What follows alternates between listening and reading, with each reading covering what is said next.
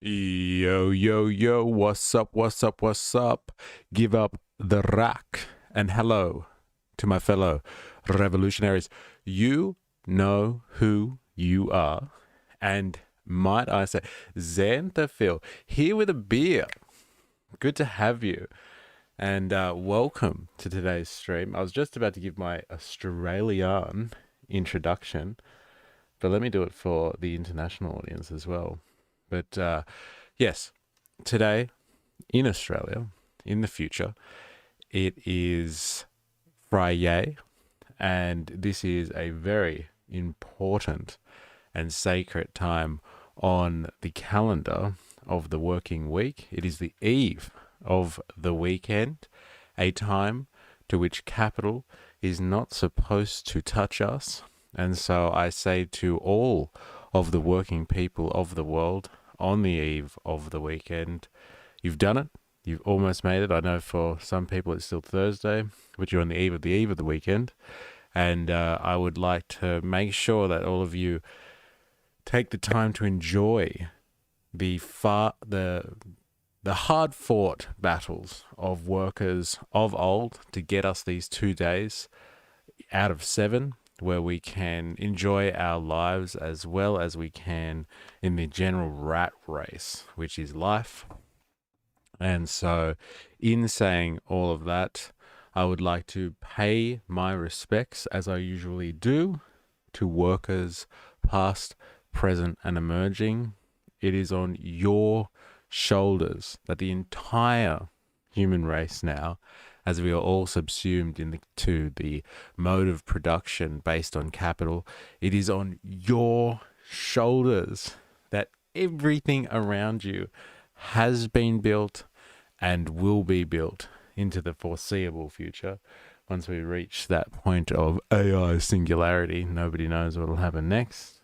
We'll all have robot housekeepers, and they'll be doing all of the menial work, and us humans will be liberated to do whatever we feel necessary in order to not only progress our own interests as individuals, but as a species. So, stay tuned for that. But in the meantime, the world rests on your shoulders as people of the working class. So this stream is dedicated to you. And in saying all of that, we will be, endeavoring on a mainstream discovery. So, as you're probably aware now, as we've all been kind of on this journey for a while, continually going over the topic of surveillance capitalism and techno-feudalism and what the future of capitalism holds for all of us, what the future of society holds for us. And as we pick apart the pieces of what that world looks like and try to figure out who will be the ruling class in that age, and in this type of society, we've been focusing more and more on the tech bros and individual members of the tech bourgeoisie, so our techno-feudal overlords. And I thought, let's actually get a kind of more of a mainstream opinion. And so I've picked out the gentleman by the name of Tom Dillon. I'm not sure if you're acquainted with Tom Dillon's work or not. He seems to be quite popular. He's a podcaster, I guess you would say. He has like his own show, but he's a comedian primarily. And I think, it's not bad to have a person like this give us the general zeitgeist as to what people think about surveillance capitalism and the tech bros and all that type of stuff. Because, for all intents and purposes, and as the anecdotal evidence suggests, Trump was carried into the White House largely, not exclusively, but largely, by these podcasters like your Joe Rogans of the world, et cetera, and your Theo Vons. And this guy, Tom Dillon, seems to be quite the influential podcaster, and he has some pretty strong thoughts about the tech bros and the tech bourgeoisie, et cetera, et cetera. I think he's quite anti a lot of the Silicon Valley overlord activity that goes on and he's very vocal, I think, in his opposition to it. So it'd be good to get a perspective of a social media influencer on like how they approach critiquing this type of stuff, because we've got all the language of, I guess, Marxists and um, people that are anti-capitalist, and people that have been armed with, discussing the ideas of Shoshana Zuboff, who, originally came up with the theory of surveillance capitalism, and the language of someone like Yanis Varoufakis, who is, an ardent anti-capitalist and Marxist economist. And so, like, there's particular rhetoric that they use, vocabulary that they use, and this might be very different. And I have a feeling it's going to be a bit funny too. I hope it's going to be funny. I've watched a little bit of him talking just like at the start about like the Elon Musk and Trump drama. But like he's getting into the tech bros, and like it's pretty funny actually. It's pretty scathing what he's saying about the tech bros. So let's have a look. I'm just going to get straight into it today. Not going to waste any time. And like, the score. Hit me up with the comment section. You think there's something funny you want to talk about? You want to drop in your own jokes, or give me some insight about Tom Dillon maybe. Let us know. And we'll take it from there. I don't think there's anyone in the stream chat. Just checking that. Make sure I'm not ignoring anybody. No one said anything yet, or in the general chat. No. And no one's been censored yet. So let's have a listen as to what it is that Tim Dillon thinks about that. And we'll cut in with our great anti-capitalist commentary from time to time. Shall we? Let's have a look, sees. I don't think he does. I don't think any of them do. I don't think Sam Altman cares. I mean, I don't think any of them care. I think they want the government to open up their coffers and give these guys all the money in the world that they don't have. Whatever's left in this country that they don't have, they want. Because he's basically talking about the tech bros as an entity, as an entirety, all the Silicon Valley types out there. And like, it's a pretty good assessment so far. They do want all the money. Look at Project Stargate. They $500 billion of investment. They want another $500 billion after that. And like, we watched Sam Altman's new, where was it? Somewhere in Texas, the new mega server facility that they're building out there. I want to say it's like Abilenia or something like that. I can't remember the exact name. And like billions and billions of dollars investment. Don't even know really if they need it, but they're speculating that they need all this server power. But like, they've got their hands out, and they're asking the American government, the investor class, everyone, for as much money as possible, like billions and billions and billions of dollars. Because they're going to the government and they're saying China's kicking our ass in AI. They kicked our ass with TikTok, social media. Maybe it's an op. Maybe there's spy software in there. We don't know. But they did it. We didn't. We fucked up. Our shit's going down. We got fucking Facebook, which sucks. That thing sucks. It does. We got your fucking old aunt on Facebook, or a bunch of fucking dead people. Facebook is like a bunch of in memoriam pages and people uploading casserole recipes. We fucked up. Instagram's hanging by a thread. It's fine, but it's not driving the conversation. Everybody's getting famous. TikTok, all the music in America now, you got to go viral on TikTok. That's the big one, and it ain't us. It's them. DeepSeek AI comes out, whether that's an op or not.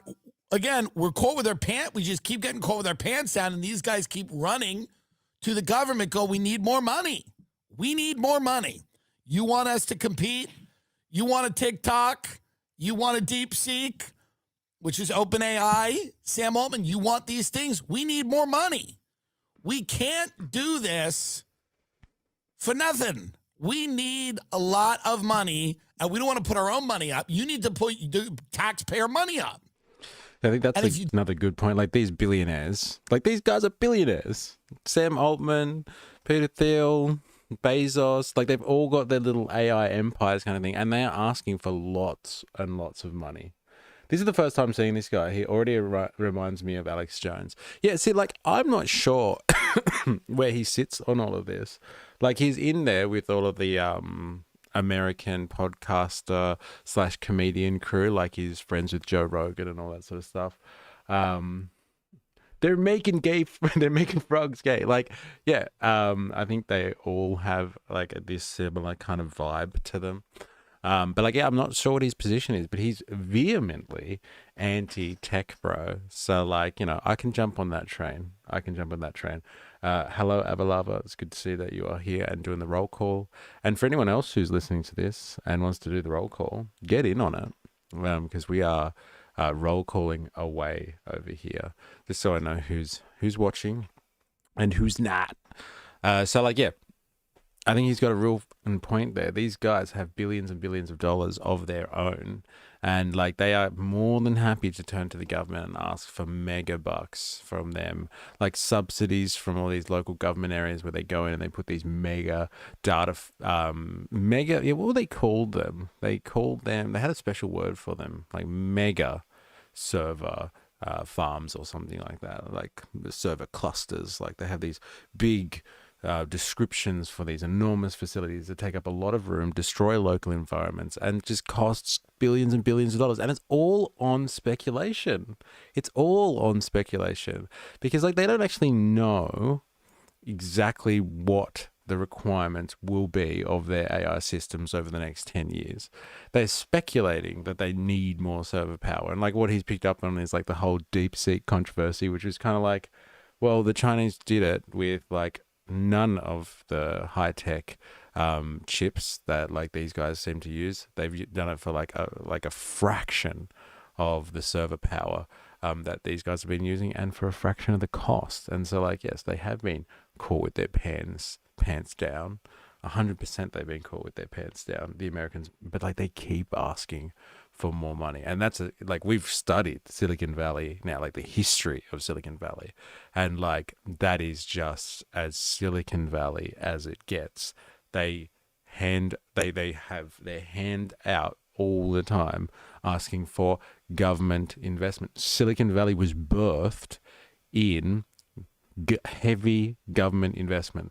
The government turned to the universities, it turned to Harvard, turned to Stanford and wanted to develop tech for it. And Stanford, like, people were kind of like, look, we're a university, go to the private sector. And so they got all these kids to go and form businesses in Silicon Valley. And then the government just started funding all of those, basically startups, these little companies that were ex-Stanford graduates and stuff like that, and like, gave them money and said, can you develop this technology for us? So like, Silicon Valley and the government go hand in hand. They only exist of getting massive investment from the government. That's the only reason Silicon Valley exists. And he's right. Don't do this, we're fucked. It's the same thing that happened in 2008 during the financial crisis. All the heads of these banks went into Hank Paulson, who was the Secretary of the Treasury, I'm sorry, I think it was Paulson, but it doesn't matter. But he had worked at Goldman Sachs, and they went in there and they said, hey, it was Hank. It was George W. Bush. They went, hey. It was 2007. This thing was collapsing, and they go, if we don't get a bailout, the whole system collapses.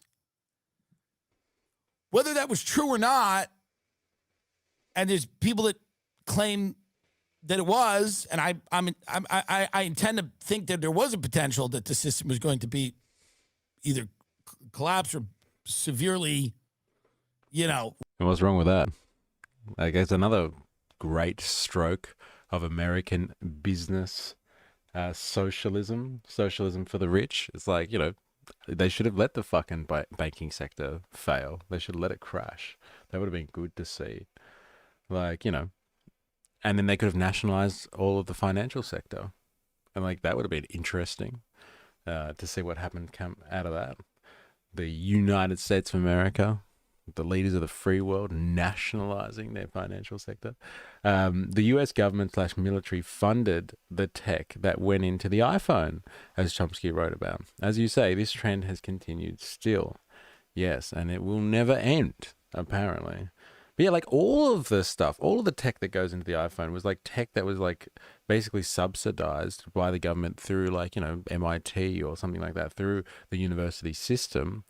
Just like, tech that was funded by the Australian government through the CSIRO. Like the Australians invented Wi-Fi through government subsidies, backing scientific projects. And like, because of that, it wasn't something that was held behind a paywall by some privateer. Like everyone gets to use Wi-Fi, but like all of this technology that these tech bros claim as their own, which has made them absolute, ridiculously, unfathomably rich. It's just conglomerating technologies that have been made by various people throughout the last, 100 years. And they've just claimed it as their own and claim all the rights for it. This is why we're moving into a potential feudal arrangement, because these tech bros are conglomerating everybody else's and then asking for basically support from the government. Reformed, whether that was true or not, they got the money because they sowed the sense of panic in the government. Happy Friday, y'all. You thanked your union yet? I have already thanked the entirety of the working class, both workers that have given everything in the past and those that will be emerging, but I haven't thanked my individual union yet, and I will do so now. Thank you to my union. Thank you for everything that you've done for me. I think everybody else should get on that train as well and say a little prayer for your union. The recent crash of Silicon Valley back in 2023 was so shocking, as it was as big as 2008. But because the US government backed it and others, the whole thing was swept under the rug. It was a matter of national security. See, and this is the thing, like the government is so, this is the thing, like when you pull all that investment from the government as well, they are so invested. So inextricably tied then to Silicon Valley. They need to make sure Silicon Valley succeeds because they're fully integrated with that system because they've invested so much money in it. Like a lot of the, look at Peter Thiel, eh? And his venture with Palantir, like for the first like 3 years or more of its inception, the only investor, apart from Peter Thiel's money, the only real investor in Palantir was in QTEL, which was the venture capitalist company started by the CIA, their own venture capitalist, their own investment firm. And so like they're completely in bed with each other. And so like, yeah, Silicon Valley was never going to fall. And it was never going to fall in the face of China either. China. Like this is, and we've spoken about this before, this is Cold War 2.0. They are in an arms race with one another, the Chinese and the Americans, 100%. They are in an absolute arms race. And we read Project 2025. They said it when we were reading it yesterday. The conservative mandate for America is to label what is going on between America and China right now. The competition is not a competition. We are enemies. And this is the second Cold War. And we need to treat it like that. And so like, yes, they are going to bail out Silicon Valley. And yes, when Silicon Valley says like, oh, our social media platforms suck, they're not saying that really. Or and our technology, our AI is under threat because China's catching up real fast and doing a really good job about it. Give us more money. This is why. I said we're fucked if we don't get this money. And it might have been true. In the same way the tech people are going, we need all this money. We're not going to be able to compete with China. All these things. China. These people don't really care about America as an idea. One of the biggest startups during COVID was, I forget what they call it, but it was and I knew the kids who did it. They were nice kids, but they wanted to just buy a piece of land and start their own civilization. Yes, they're going to bail out the tech bros through the crypto reserve. Have you heard about the Genius Act or whatever it's called, where they're going to be bringing in, um, they're going to be basically setting up legislative parameters around like cryptocurrencies and all that sort of stuff. So like the crypto people have been massive lobbyists, and like really pushing hard to get this sort of currency normalized in America.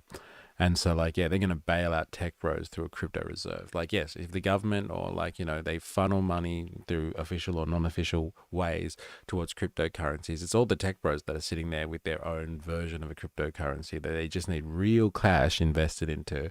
And then they'll just use that as, like, a money laundering service to increase their power. Dilemmas 85 says CYH NA. I don't actually know what that's a reference to, so would you please divulge?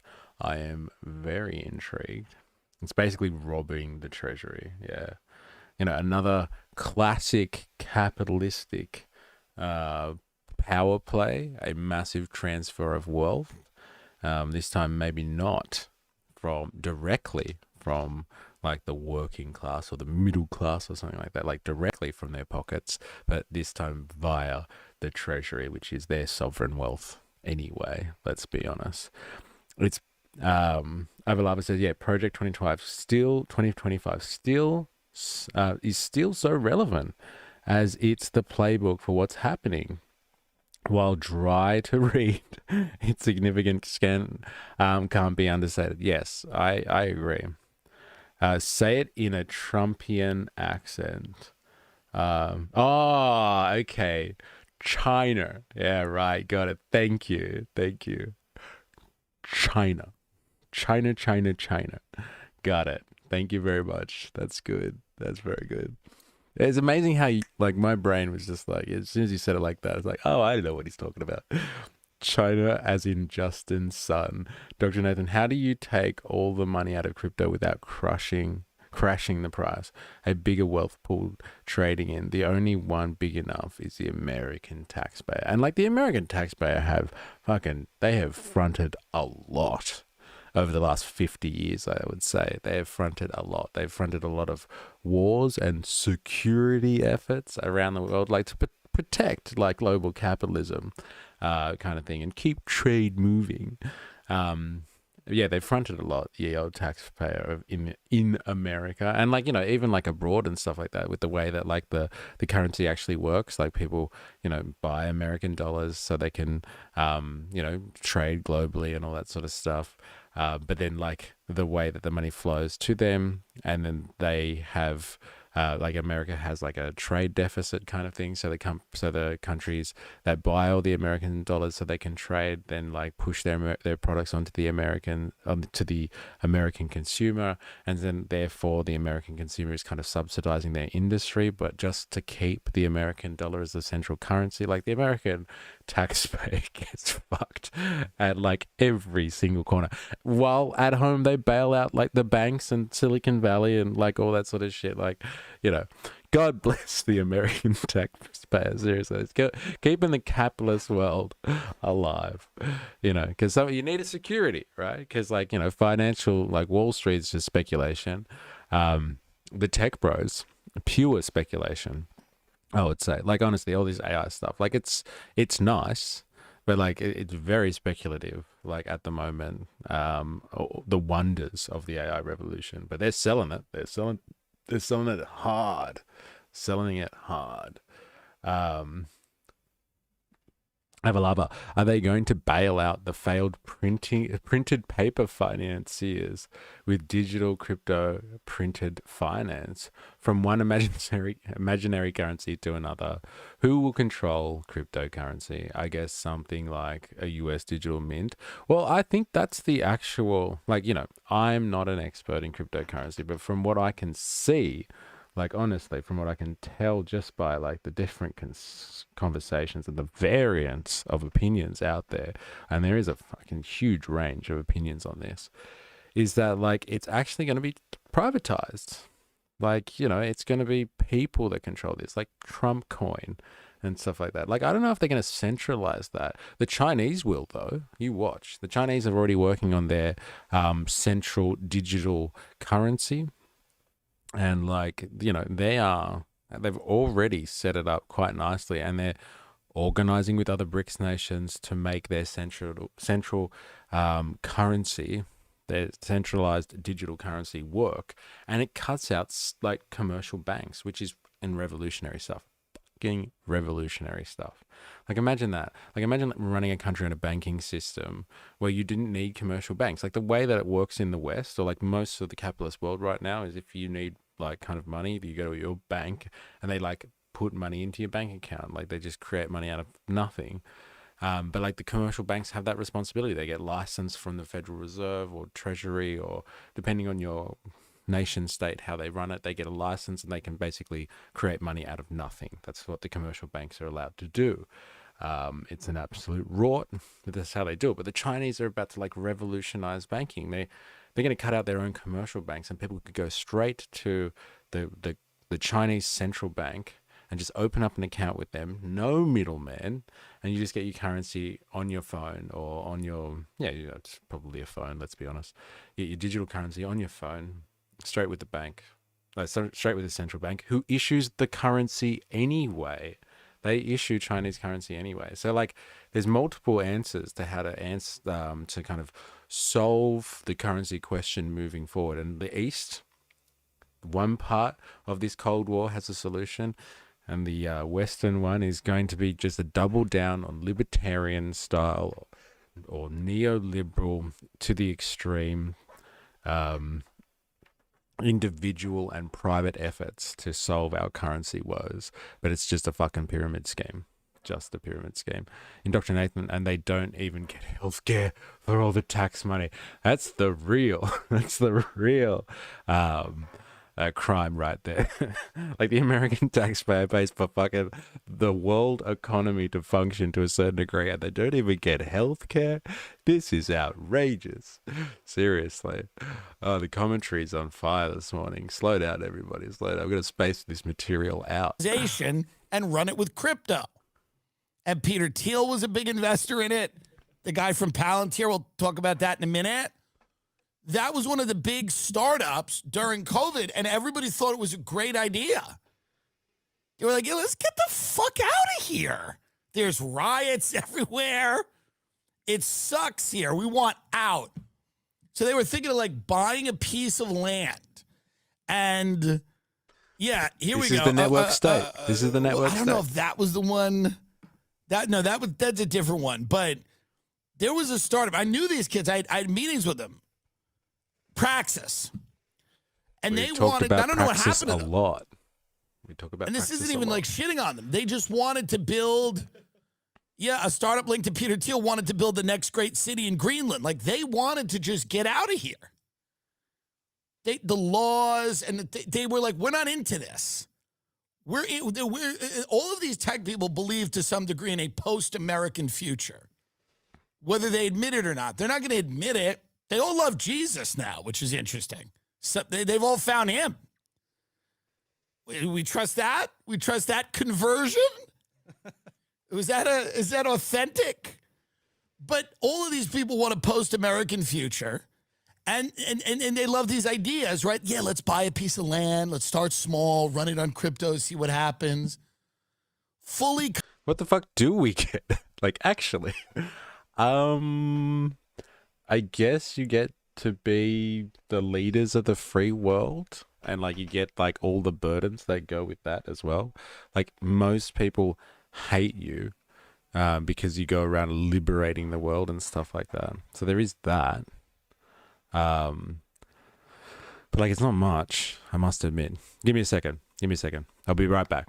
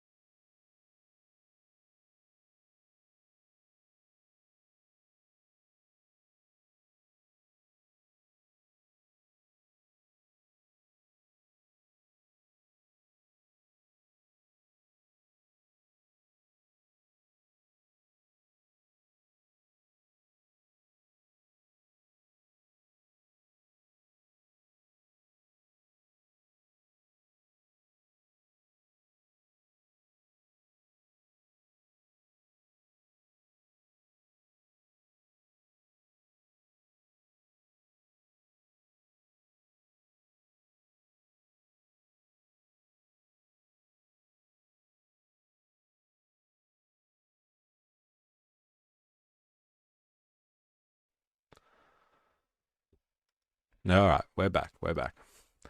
Shall we? Let us continue with Tom Dillon. Let's get a little bit more Dillon in our life. Let's do it. Kind of libertarian feudal state run by crypto. So what do you do? So are you guys across what he's talking about here? So like we've spent a lot of time looking at this. So like regulars would know, but like he's talking about the network state. And so the network state is a idea that's been developed by a guy named Balaji Srinivasan, who is another tech bro. Graduated from Harvard, I believe, kind of did a PhD, wandered around, invested in a lot of stuff. I think he's really famous for anything like, I got censored because of Jesus. Oh my God. Look at you, vaulted to first thing he says coming into a stream. No, hello. No, what are we doing today? It's like, I got censored already. Oh my God. There's another accolade for you. I think there's a medal for that somewhere. It's like quickest person to get censored. Let's see what you get censored for. Jesus was a socialist. Get fucked. No way. No way you got censored for that. Like, my grand theory is that, like, I want to kind of rile up some anti-commies by telling them constantly that Jesus was a communist. That'll really rile them up. I can't believe you got censored for that. That's fucking hilarious. Anyway, what? Welcome, by the way. Tom Dillon is talking about is the fucking network state. The network state is a true ideal of these Silicon Valley types. They are investing in these private cities that pop up around the world. They're basically like, they're called libertarian wonderlands kind of thing. And there's one called Prospera, which is actually real. It exists in Honduras, which is what he's talking about here. And like they've set up a place and like all these tech bros invest in it. I think like the buy-in, if you want to actually be like a proper investor in it, is like $150 million. This tells you what type of or class of person is getting in on this thing. Okay, you want to be like an actual shareholder of this thing, not a citizen. You can buy citizenship there if you really want to actually own a chunk of this thing. These private cities, $150 million buy-in, but like they're private cities. And so like in the example in Prospera, the one in Honduras, they went to the Honduran government and was just like, we want part of your land, but we want sovereignty too. So they changed their constitution to allow this place called Prospera, this private city owned by like tech bros and rich people, like really rich people,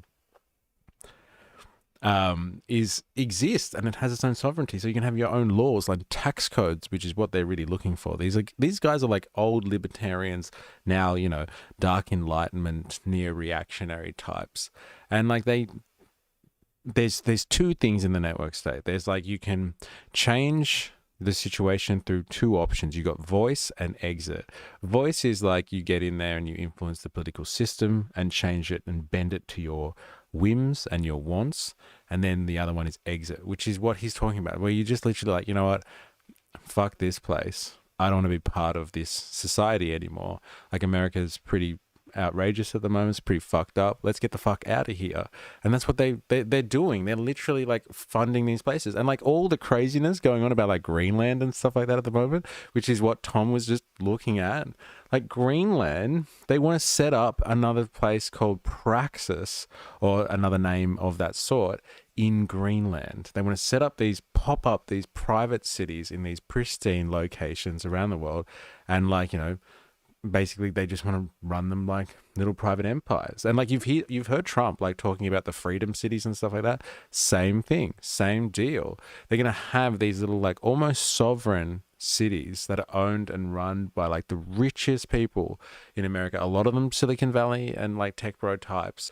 And like they're sick of having to deal with like America, like American citizens and like the politics of all of it. They just want to run an area and control it, and they don't have to deal with all the other shit. Like, this is real, what he's talking about. Like, they're really exiting society, and like he's right, they don't care about American society. They want to make the place better, so it's better for them to live in. They're just like, well, fuck this, I'm out of here.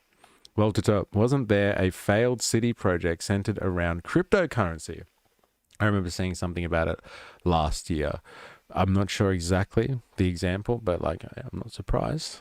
And like they've tried this sort of stuff a lot before. They've tried to do this around San Francisco, like just outside of the city. And so, yeah, there's lots of examples of this stuff. It's not unusual, apparently. Dilemma's 85. Don't Uber make like zero profits, but just gets propped up by investors who believe it's the future? Can't have 15-minute cities without Uber drones. That's crazy. That's crazy that they're not profitable at all. But like, this is the future, right? And this is like, this is how you know you're in a transition in capitalism as well, where you have like these new moneyed capitalists who are willing to really invest in something, even if it's not profitable, because they think it's going to be the future kind of thing. And this is surveillance capitalists now. They're not your old, steel magnates, railway magnates, mining magnates, all that sort of stuff. Like, they believe that, yes, drones and like that type of transport are the future, and they will keep investing until it turns a profit, and they will bend society.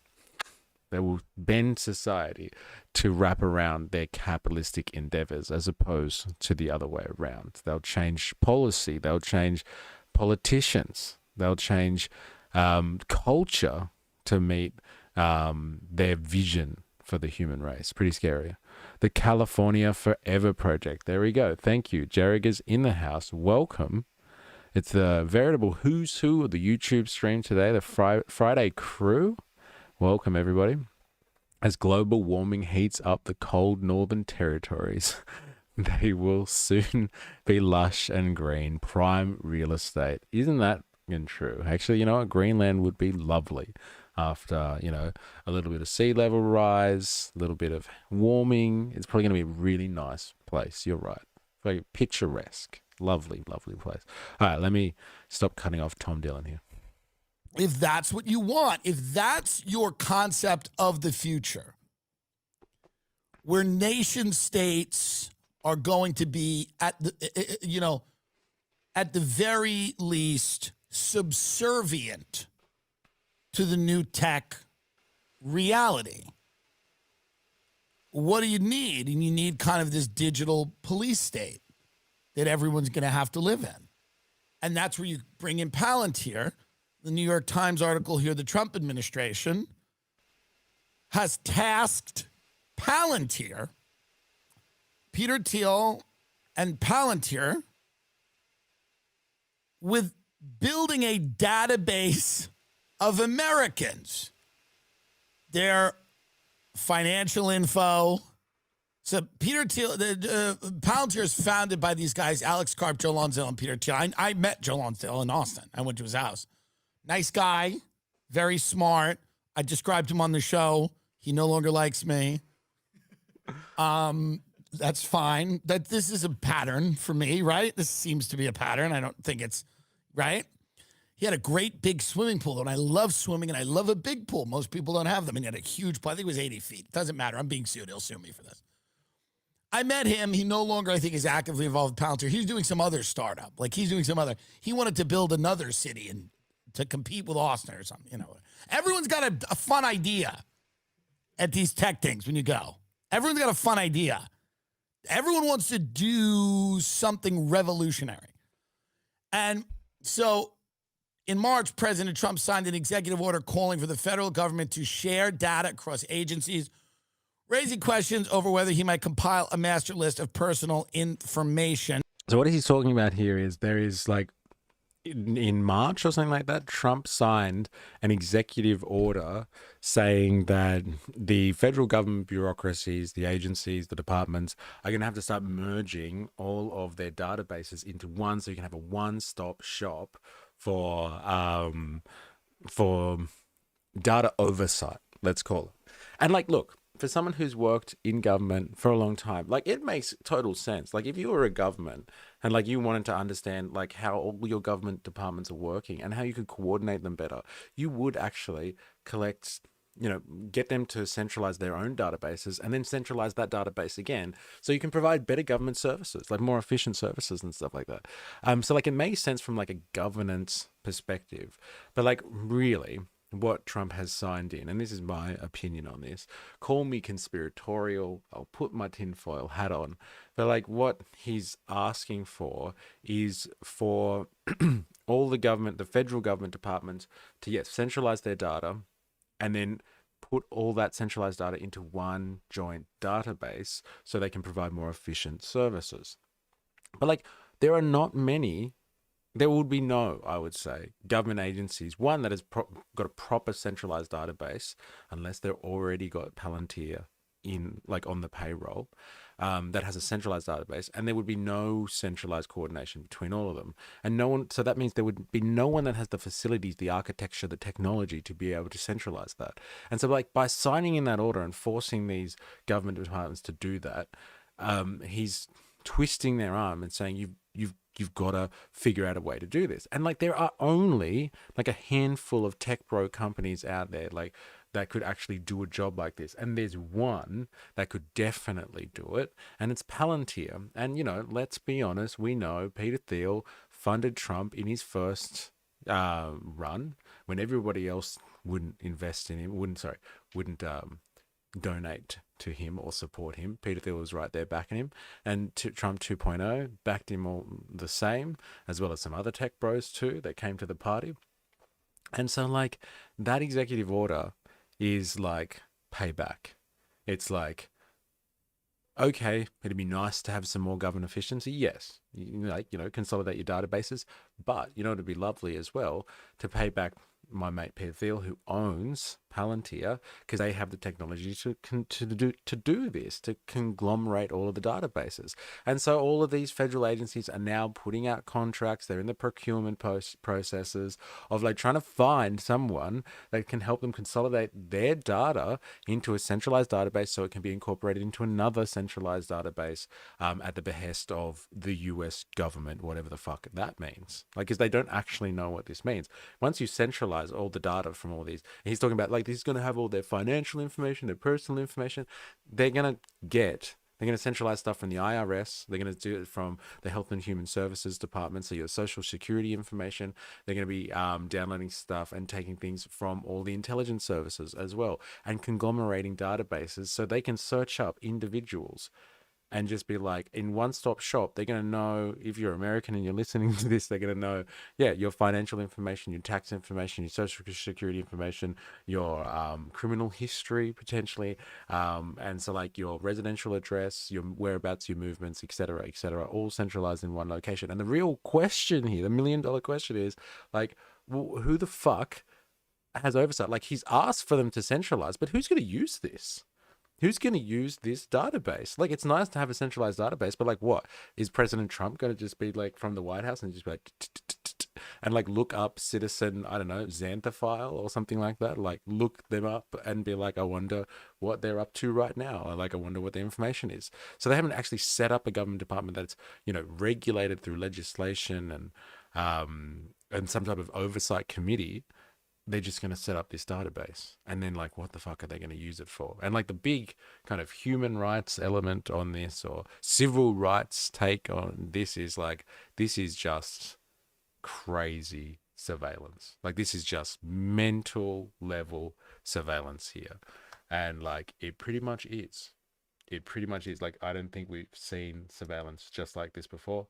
Like, this type of surveillance power where like you have actual departments like coordinating with one another. It's pretty crazy shit.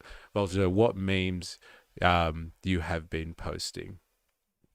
Like, what about this? Or is that like a rhetorical question?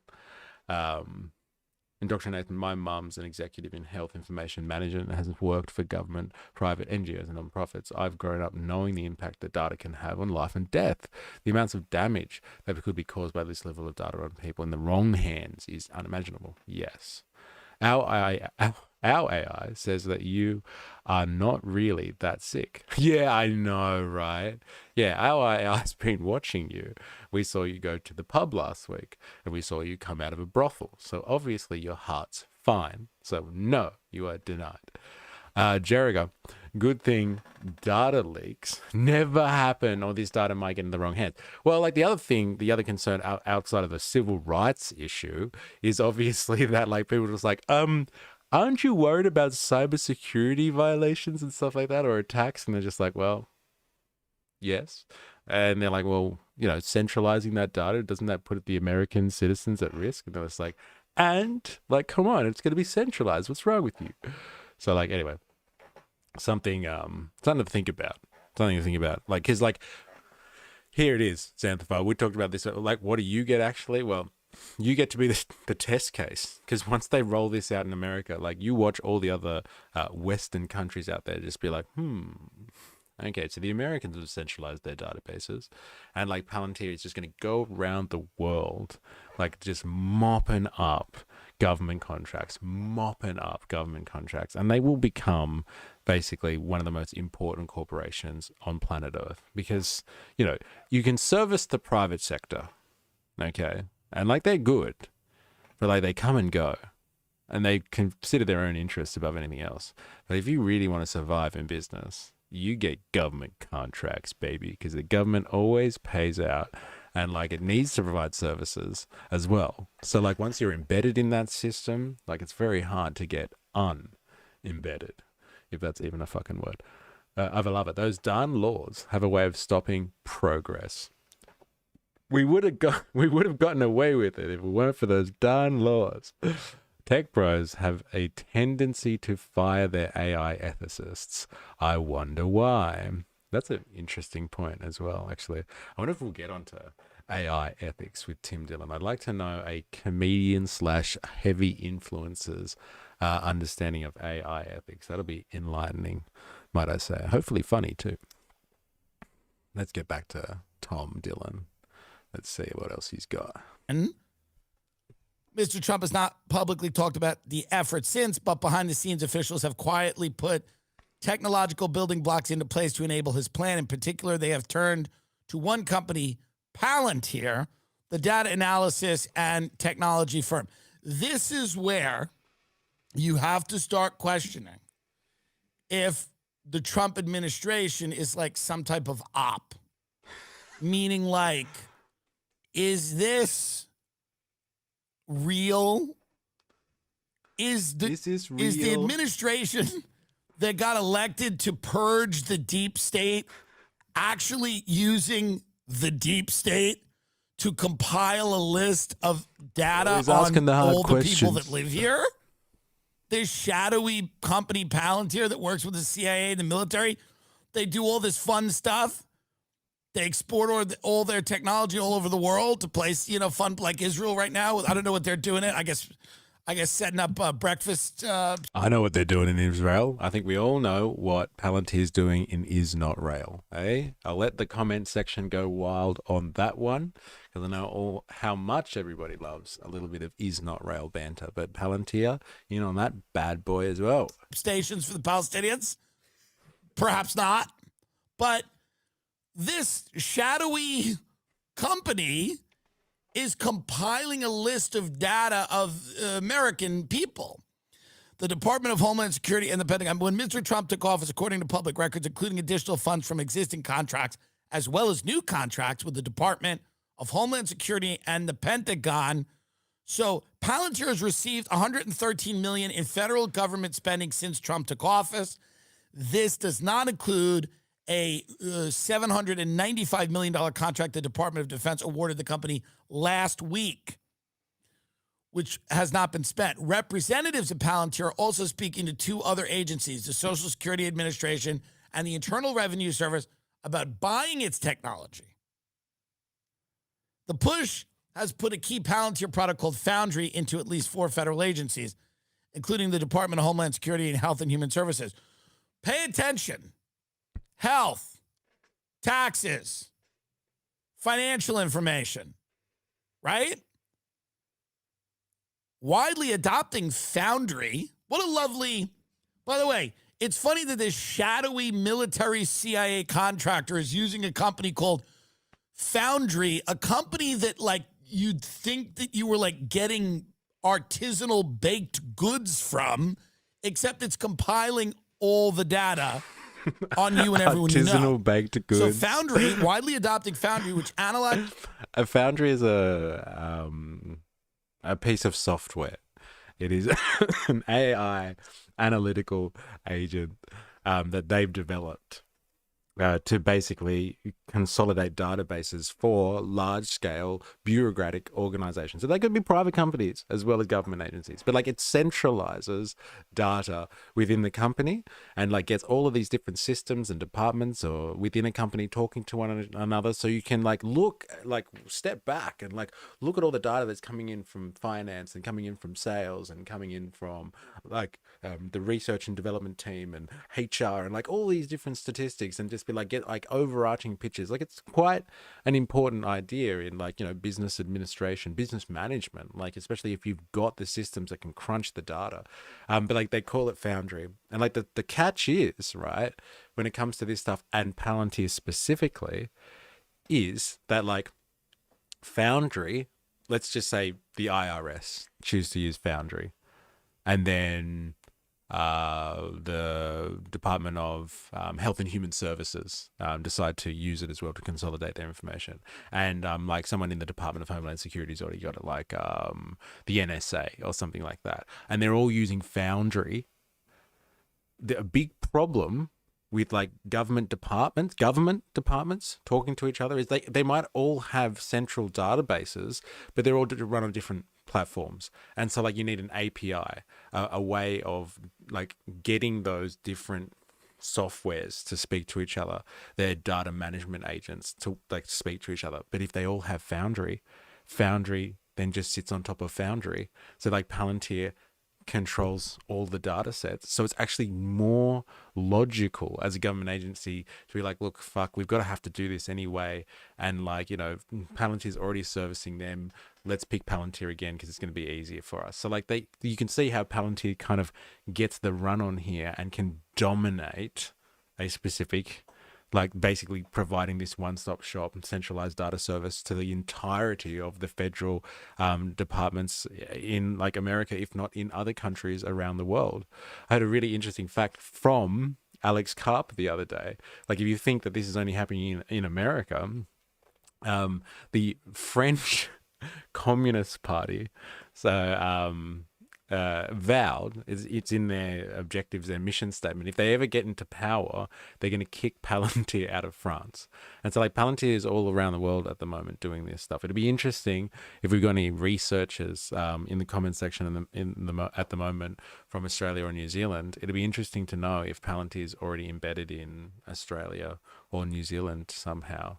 And like if, you know, their tentacles reach across the Pacific into our, you know, quiet parts of Middle Earth, into the Shire, and like the wasteland that is Central Australia. I wonder if that's there.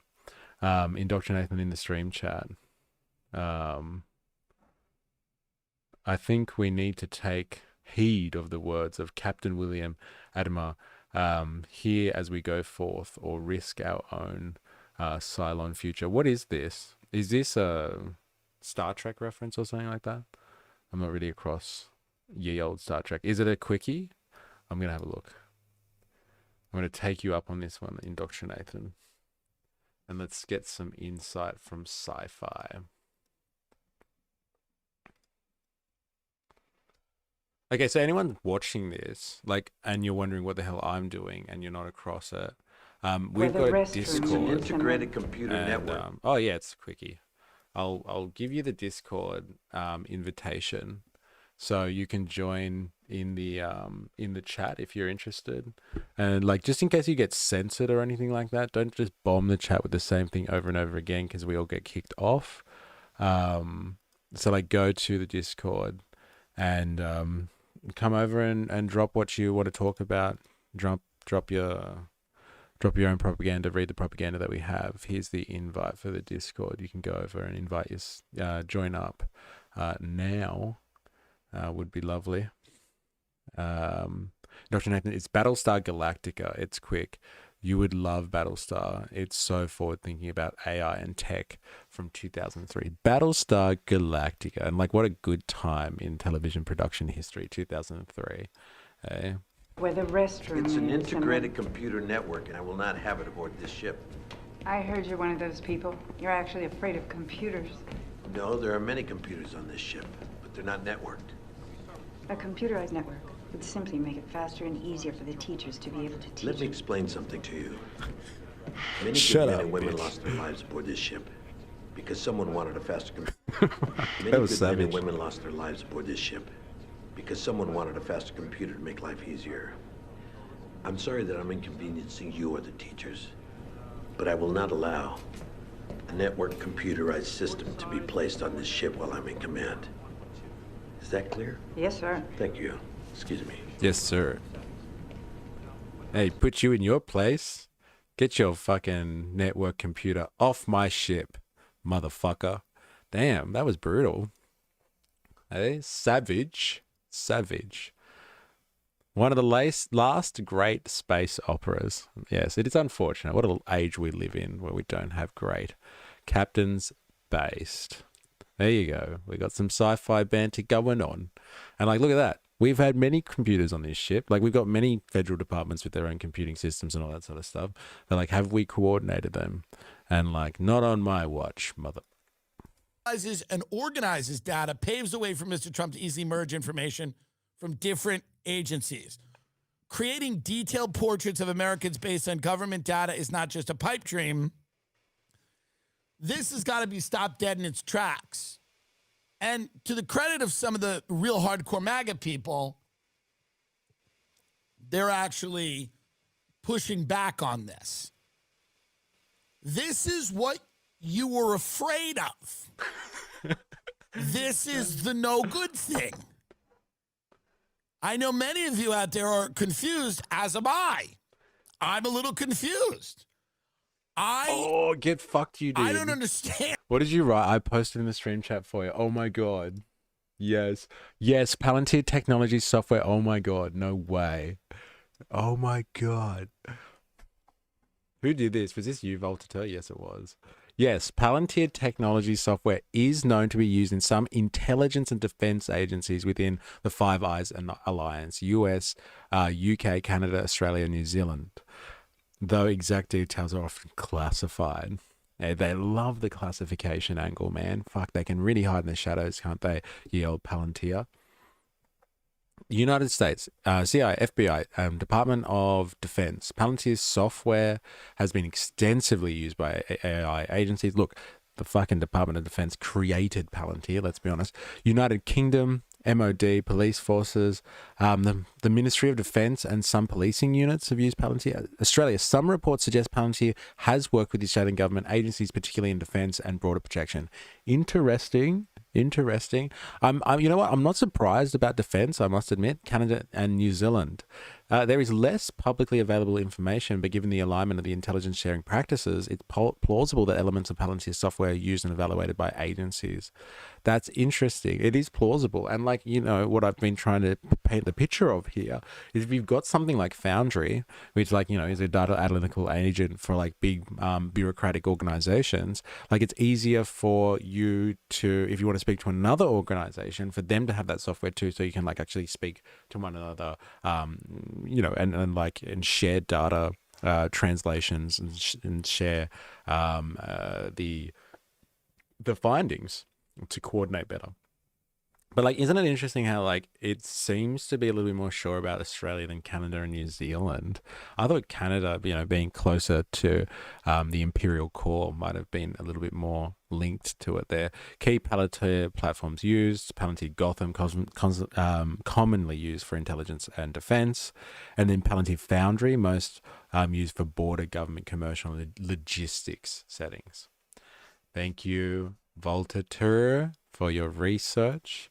Usually I'm getting on the AI and doing that, but like, I'll take it. Thank you very much. Indoctrination, it also has a lot of the whole what is human, what is God, can we create God questions all through it. You were talking about Battlestar Galactica. Well, it's funny that you say that, because like that's pretty much what the tech bros are all about as well. And like he made it like a claim that like they're all turning like Christian and stuff like that. There's a lot of biblical eschatology as the as Gil Duran would say it, like, you know, end of world kind of stuff that comes out of all of the AI fear mongering or mythology that like the tech bros are like building up around the AI stuff. Like they're very religious. It's got very religious overtones. So the whole God complex thing is interesting that you bring that up. Australia always does things for America that even Canada won't do. That's interesting. I just thought, yeah, Canada kind of, I guess they can be a little bit more resilient. I think it's like I always think of the relationship between Australia and Canada, America and Canada, or the US and Canada, similar to like Australia and New Zealand. Like, you know, there's a lot of resistance between that, and like we feed off each other, and if one's doing something, the other one won't, because we're in each other's sphere of influence, and we like to show that we're different. That's why this all fascinates me when so much. They are all guys who are clearly too deep into sci-fi culture. Yes. And like as they get richer and richer, they become billionaires. They really believe in this stuff even more, because they really feel like, you know, with like the whole freedom cities or just like network state stuff, they really believe that, like, you know, with the money and the power they have, they can just fuck off out of society and like leave us all for dead, and like, you know, they'll return back when it's safe, kind of thing, with their billions and billions of dollars and their private libertarian wonderland city life. And what's going on? I don't know. I think a lot of people don't really know what's going on. I talk to a lot of people, and a lot of people don't know what's going on. And a lot of people don't understand why an administration that got elected going, we're going to actually go in there, and this permanent government of the CIA and all these agencies that are constantly fomenting conflict all over the world, starting wars and spying on Americans and listening to them, we're going to get rid of that. However, before we do that, let's sideline that for a minute, and let's first give Palantir $800 million so that they can compile a list of everything you've ever done. Does that sound like does that sound like the deep state's going away? I'm curious. I don't even understand. I'm confused. And if you're not confused, you're an op. Truly. I'm not confused. I don't think we're confused either, because we've done enough research on this shit. The deep state does not mean what he thinks it means, obviously. If he's talked to a lot of people about this, he obviously hasn't spoken to the right people. He should have gone to the Palantir party and asked them about it, because they know what the deep state is. The deep state, as Trump has listed it, the deep state is a neo-reactionary idea. The deep state for the neo-reactionaries and the people of the dark enlightenment is not like... you know, companies that help the government collect data and surveil you. That's just good business, baby. The deep state is the levers of power, like the media, the university institutions, and the bureaucracy in governments that are stacked with bureaucrats and careerists. So people that gain their positions of power not through elections, but because they are posted there, because they're on boards of directors, or they're executives and they're high-level managers, because they're technically savvy. They've got, like, you know, a master's in business management or something like that, or they've got a technical skill. They're technocrats. These people are the deep state. They're in there. They have the real power in, like, you know, America and liberal democratic societies around the world. They've got the real power, and they've ceded that, or they've taken that, arrested that off, you know, the real elected officials like Congress and the president and all that sort of stuff. That's the real deep state. So when Trump said that he was going to, you know, drain the swamp and stuff like that, they were going to attack the bureaucracies and like we've read this in Project 2025 now. We've fucking read it. We've seen it for ourselves. There's no speculation here. It's not like, oh, you know, let's get rid of these agencies. It's let's get rid of the high-level bureaucrats who are progressive-minded, that have got the woke mind virus. Let's get rid of those pricks and stack them with loyalists. It says it. in Project 2025. It says it if you read, like, enough Curtis Yarvin and, like, hear him speak about the ideas of the Dark Enlightenment, or you listen to someone like Nick Land or any of the neo-reactionary content creators out there, and you listen to them speak about this stuff, like, they just want to fuck the bureaucracy off. So either they defund it and, like, bring it down to, like, absolute basics so they can save money in the budget, or they leave it as it is and just put people that are loyalists to the president there, so to the conservative promise that America needs. So, like, the deep state's not going anywhere. It's gonna get better. It's gonna get better as they hire tech bros to help them surveil populations better. And, like, this is why it really is surveillance capitalism. It's not just full of surveillance capitalists who make money off, like, controlling the data highways and the digital landscapes out there. It is because we're moving to a world where capitalism itself is defined by surveillance capabilities.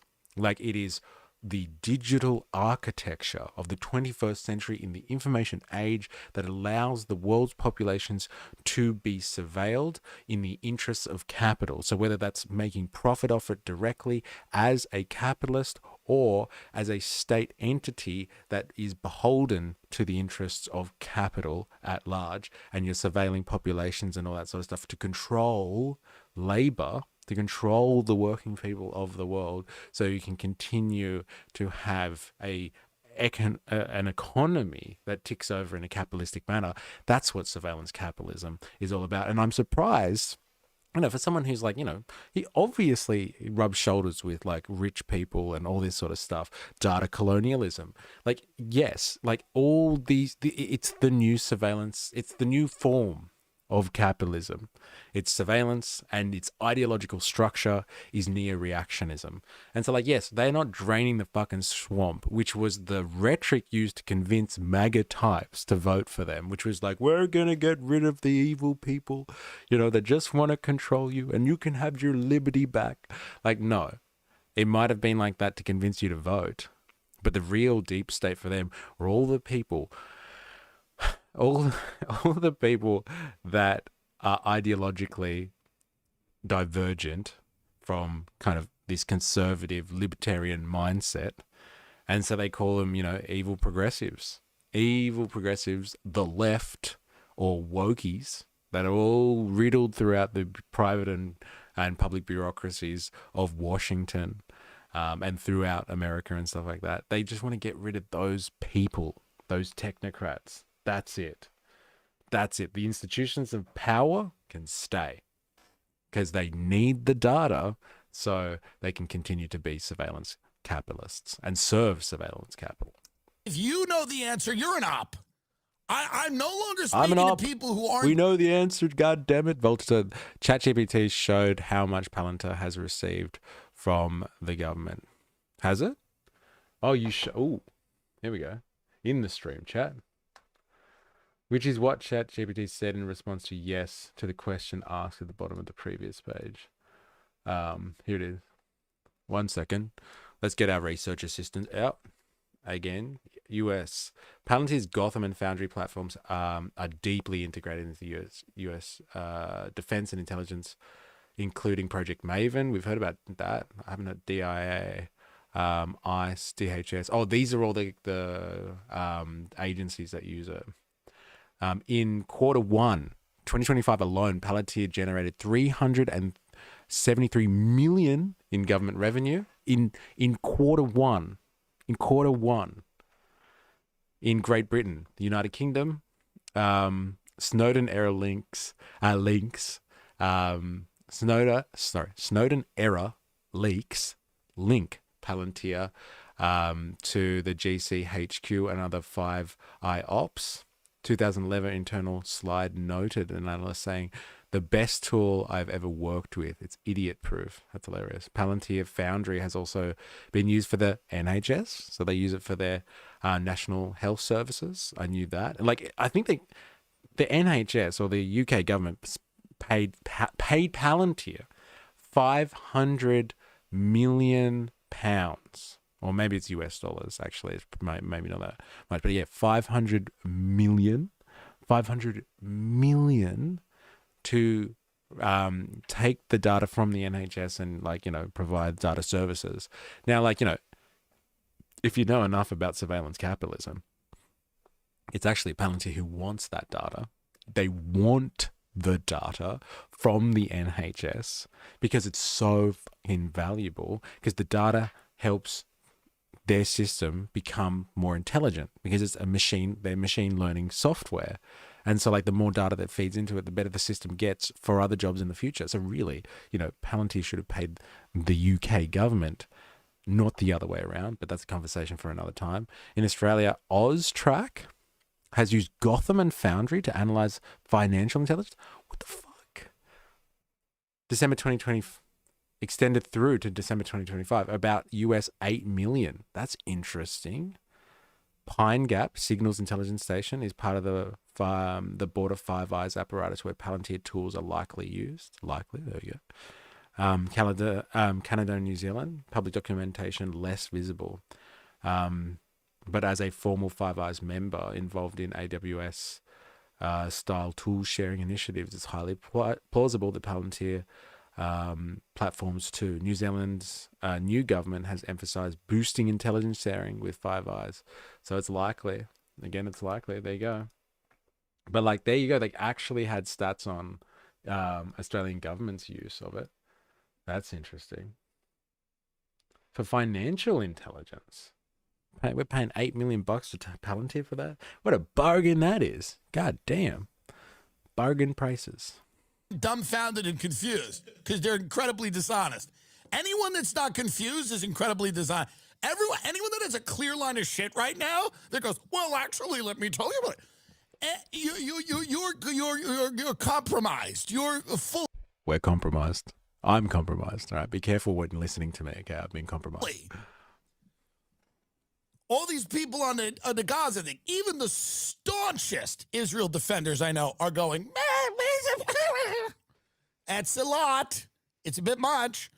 So if you have not one reservation about what's going on over there, I'm not saying you have to feel one way or another way, but if you don't have any if you have no reservations about what's happening with all these kids getting killed, I don't know, I can't trust you. If you don't have any reservations about Palantir taking everyone's information, I don't know. I don't know if I can trust you. I think they're buying people left and right. This is my guess.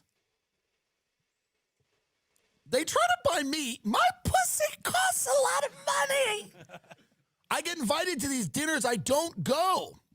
I've been invited to Teal's house multiple times for dinner. I don't go. It's no shade at them. Fuck, I would love to be invited to Thiel's house.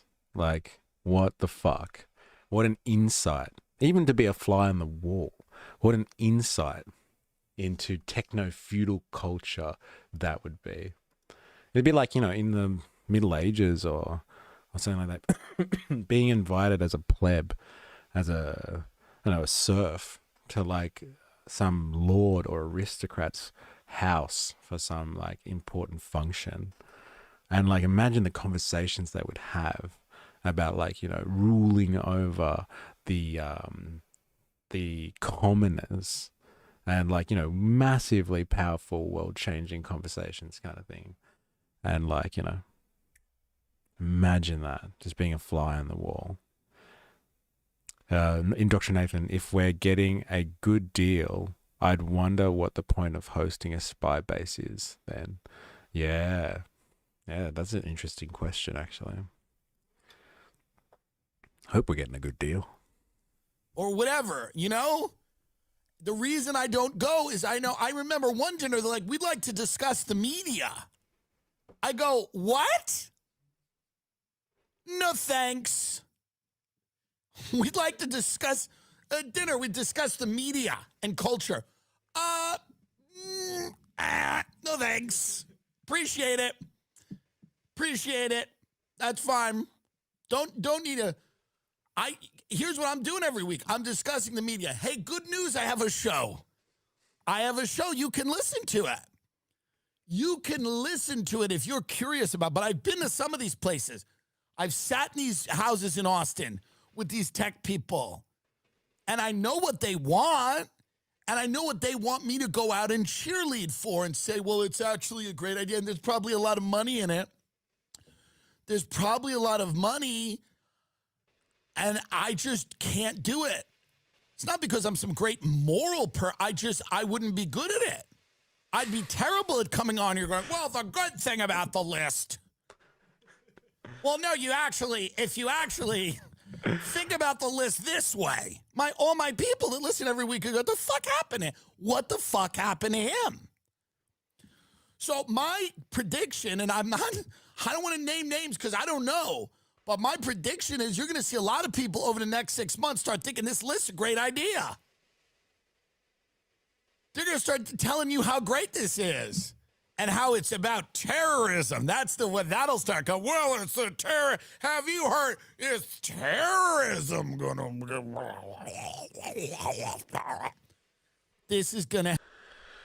I must admit, like, that's been my call a lot with this surveillance capitalism stuff as well. I must admit, like, we were speaking like just about Project 2025 just the other day, and like I was going on my little fucking rant about how they use terrorism nonstop as the wedge to basically surveil the world's populations, and like, and especially the American populace, like you guys at home, really know how to spy on your own people. Like it's so funny, like the entire Constitution and the way you structure your ethical standards and your values and all that stuff is about like, the government staying away from the citizen, but like, all of this sort of stuff. And like terrorism is just the perfect wedge. It's the perfect way to get the government in to do things that it really shouldn't be doing. Like really. Tim really calling out Joe Rogan here, if you know the whole story. No, I don't know the whole story, to be honest. Happen. Divulge, please. I have struggled with credit in my life, and I know you have as well. I'm telling you right now, I didn't have credit. Did his until I was glasses like just change? 34 years as well. This is going to happen. I have struggled with credit in my life. Right. 34, and then I kick off interest just issues par for bucks and build points in parent of when it goes. Credit about with over. You can't get away from these ads. Can you have a lava? Today. Eh? Get kicked off first month 24. That's probably why they put them in there. Individual pay less for that. Department of Government.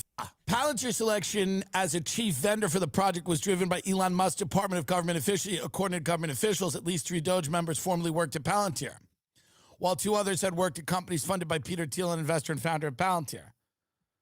This is the deep state. That's what it is. What is it? What are we doing? Cash Patel's got 10,000 reasons the tapes can't come out or the whatever is whatever. By the way, this is good. They're going to start purchasing. Who put that in there? And that just got done. You just got censored. Like, I saw it before it got censored.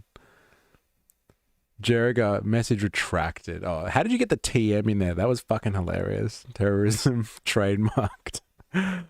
Joe has done the tech bro turn, the Christian turn, and I bet he's about to do the turn promoting the list he's talking about soon. Okay, he's following the Russell Brand arc. What, Russell Brand is down with the tech bros? I thought he was like, the big savior of like anti-establishmentism and stuff like that. I was trying to get the TM, but it made it in emoji. Yeah, there it is. Terrorism trademark. Very good, very good. And it's right, isn't it? Like, it's actually a device, a weapon, a rhetorical device in the true sense of rhetorical device to, like, basically you throw shade at someone or an idea or a group and you call them terrorists. And like, my problem with this, like, is beyond ideological boundaries. Like, the right wing get smashed with the word terrorism all the time. And like, you know, they're pretty like light on like alt-right people and stuff like that. They're not fucking terrorists. You might disagree with what they're saying and stuff like that, but they're not fucking terrorists. Like, you know, it's a bunch of dudes with some tiki torches or something like that. Who gives a shit? Like neo-Nazis or people that, you know, kind of attack people in the streets, or like, you know, organized clandestine, like things like, you know, assassinating people, like political rivals and all that sort of stuff. That's like actual organized violence. But like, you know, people that are just ideologically opposed to you can't just label them as terrorists because you don't like what they're fucking saying. And so like the terrorism word is a scary word, and like it's a scary word because it's weaponized by the state to just shut down oppositional voices and people that are, you know, dissenting or something like that. So like, you know, it's all solidarity with people that are ideologically opposed to my usual spiel. But like the terrorism word has many applications, and like they will use it. Like I agree with this as a justification to consolidate the databases to surveil Americans. This is not about government efficiency. This has got nothing to do with government efficiency. Let's be fucking honest. They don't give a shit about government efficiency. But like I said, as someone who's worked in government for a while, like it would be so good to have consolidated databases and actually provide public services better. Like really be better public servants. But like this is about surveillance in the surveillance age. Avalava. Yeah, those ads can be skipped if someone contributes to the sponsor block for that video. FreeTube integrates that too. Not sure if it's enabled by default. No way. That's crazy. You've got it covered, man. I will never question you ever again. Never, ever again. Going deeper into Australia, Australian Government and Financial Intelligence, AUSTRAC. Australian Transaction Reports and Analyst Centre. In 2017, Palantir won a contract. Oh, sorry, I want you to be able to read this too. In 2017, Palantir won a contract, US $7.5 million, to supply Gotham and Foundry. That initial contract closed in December 2022, total US $8.6 million, and was extended to December 2025. At US $8.1 million to bolster anti-money laundering, counter-terrorism, and financial fraud detection systems. This is it. This is where Palantir, like Foundry is like one of their flagship operations, I would say, because like Palantir, as we know, like cut its teeth in, or like got its systems, its framework that it built upon from PayPal. Like PayPal was going through a crisis in like at the start of the millennia, because like there was a lot of people that were using PayPal for fraud, like money laundering and all that sort of stuff. And so like they developed something called Igor, and Igor was like the name used for their software that would help them detect fraud and all that sort of stuff. And they used the technology from PayPal and pulled it across. So it was all about fraud detection. And like that's what Palantir does. Palantir does it like really, really well. And like is now being used in Australia for that exact purpose. And it's not even like, you know, it's not even just military operations and all that sort of stuff. They use it for financial and commercial reasons. What is this? Space and defense activities, EOS Space Systems and Palantir Australia. In 2024, they collaborated in the US-led Sprint Advanced Concept Training. Foundry was used to process space domain data, integrating sensors for allied space situational awareness. Australian Signals Directorate reports indicate that Palantir tools were officially adopted by ASD around 2019, marking broader intelligence deployment. Australian Department of Defense contract, 6-month contract valued at $4.3 million. US 2.9 was secured in December 2024 per a Reddit disclosure. Wow. 3-year AU $7.5 million contract was awarded for data capability development. Man, like Palantir it provides so many deep state services, doesn't it? Deep state services. Oh my God. Dr. Nathan, Russell has been on the right-wing grift since COVID. Like, you know, it was always kind of anti-establishment with the right-wing bent anyway, I would say. But like, I'm surprised they're getting in bed with tech bros, though. That's like some warped shit, man.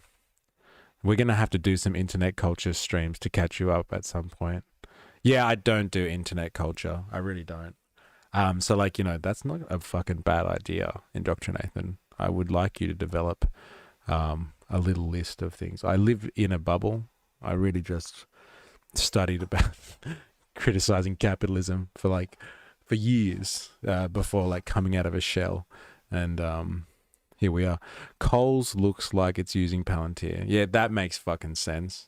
Like, imagine the amount of information that like a massive super market chain would have on the entirety of like a nation's population. Like the entirety. They service through convenience items entire like countries' populations. And so like you'd have to be able to integrate that data well to serve them better.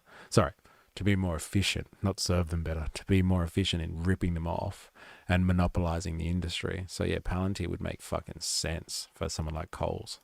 I'm telling you, this is the new way. It used to be the news media, but I've been doing interviews with the news media. They're retarded. It doesn't even work. Who the fuck's left in the news media? These people are broke. Anyone with a half a degree of talent is on YouTube. These people can't make $1, the news media. They live on floors. I've been interviewing with these people. I mean, these people are beyond fucked. No one's even buying them anymore. They're going to start buying up podcasters and YouTubers and whatever. And they better come to Daddy with a big offer. You're on the dole. Then why are you buying chocolate at Coles? Yes. Imagine that, hey? Imagine that level of monitoring.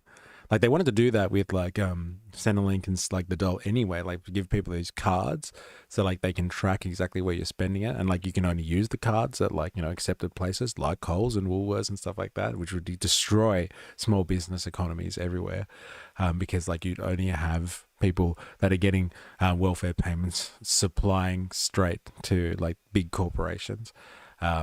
Classic that would have been. But yeah, imagine that, right? You're on the dole, here you are, buying some chocolate, a little bit of comfort food because you've had a tough week. And they're just like, why the fuck are you buying chocolate for? Hey, we saw that you spent $20 on chocolate at Coles. Hey, is that what you're going to do with your government stipend? You dirty bastard. And then they'll cut you off. You've obviously got extra money. There's $20 less on your next welfare payment. Thank you very much. Don't come to me with nothing. You better give me something good. So that when I come on here and I make a fool out of myself and I lose every goddamn fan, I got 100 million. When I lose every 30 million. All right, I just slashed his 70 million. See how quick that was? I'll negotiate with you. Don't think you're gonna get my loyalty for nothing. When I lose every goddamn fan because I come on this show and I start talking about how the Palantir list is good for you. Well, the thing about the Palantir list, you got to look at it another way, the Palantir list. What's so bad about somebody knowing everything you've ever done and that person being the CIA? Why don't you want the CIA knowing everything you've ever spent money on or contributed to or eaten or every disease you've ever had? Why don't you want the CIA know? When I'm out here like that, got my fat pussy on the street, you better pay me. You better pay my pussy. Because these hoes out here are going to sell for cheap. These hoes are going to sell for cheap. And you better stuff my pussy with money. And if you do, I will come on here and tell people why it's good that fucking Alexa in their house is trying to kill them. Or whatever the fuck you people come up with next. Well, why wouldn't the appliances sort of... Alexa in your house is trying to kill you. That's it's an interesting assessment of the situation. Hey, that's not it's not a too distant world, that one where your home appliances are going to try and control you. Maybe not kill you though. It's a bit of a stretch. Had a household disagreement with you and your wife. Whatever they're going to come up with next, the smart appliance, whatever. I'm saying this. What's going on here? It's not good. These guys are running around. They have sensitive data. Palantir's involved. They're making a list. Google Palantir kill lists. Palantir used to make these kill lists. And they weren't good kill lists. Like, they're not full of people I have personal problems with. Palantir allegedly enables Israel's AI targeting in Gaza. It's not ideal. One of Unit 8200's newest and most important organizations is the Data Science and Artificial Intelligence Center, which, according to a spokesman, was responsible for developing the... Sorry, here we go. Jerriga, sorry, you lose points on your UBI rating because you bought chocolate when you were behind on your power bill. Like, this is it. And like, I've just put out a video. If you haven't seen it, go watch it because it needs a bump in the algorithm. It's struggling. I just brought out a video talking about this. Like, I don't want UBI in this world where you have Foundry that is there, like, knows everything about you and stuff like that. Because they're going to start tailoring, yes, like the UBI, and they're going to start screwing people over with the UBI. And they're going to just use that UBI and carve it up, and it can only go to big corporations like Kohl's or Amazon or Netflix. And you can only use it from, like, for accredited services and stuff like that. So, like, we're going to be out of work because of, you know, automation and stuff like that. Like, there's going to be a large industrial reserve army out there, a lot of unemployment. And like, we're all going to get like this support from government. So the government's going to have to front that because they're a secure entity. Because, like, you know, sovereign states probably not going to go anywhere anytime soon.